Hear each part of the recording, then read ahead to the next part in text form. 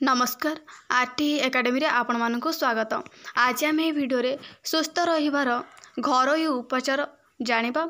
यह आपण मानक स्वास्थ्य रक्षा पई हेल्पफुल हो पारिबो। तेबे चलंतु डेन करी भिडियो को आरंभ करिबा। चंदन पाउडर सहित गोलाप जल को मिसाई किछि दिन चेहरा रे लगांतु। यह चेहरारू कला दाग कमाइबारे सहायता करिथाए। नियमित सजना शाग खाआंतु, प्राकृतिक परिवेश को देखंतु एवं खाली पाथरे घास उपरे चलंतु।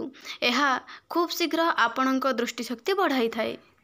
आखु रसरे प्रचुर परिमाण रे carbohydrate, calcium, potassium, phosphorus, iron, fibre आदि रही थाए, जहाँ स्वास्थ्य प्रति बेस उपयोगी।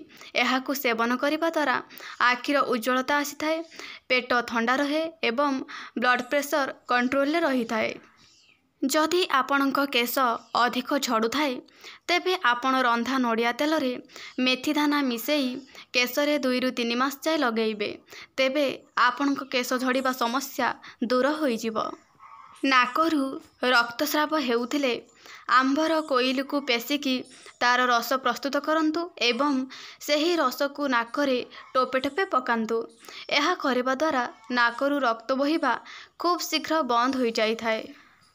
जदि आपण खाइथिबा किछि खाद्य हजम होई नाही एवं पेट भारी भारी लागिबा सहित चिड़चिड़ा भाव जाग्रत हेउची, तेबे आपण किछि समय उपवास रही याकू ठीक करि परिबे।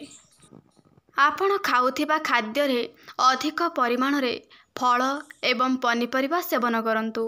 यह शरीर को विटामिन जोगाई थाए एवं रोग प्रतिरोधक शक्ति बढ़ाई थाए। शरीर रु वर्ज्य वस्तु को बाहर करिबारे सहायता मध्य करि थाए।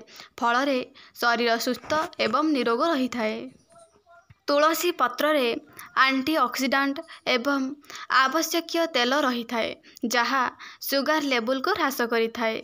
तेणु प्रतिदिन खाली पेटरे 2-3 तुलसी पत्र को सेवन करंतु। साधारणतः मनीष शरीर रे प्लेटलेट कमिजिबा कारणरू डेंगू रोग होई थाए। एथिरू मुक्ति पाइबा पई अमृतभंडा पत्रर जूस एवं पैड पानी पियंतु।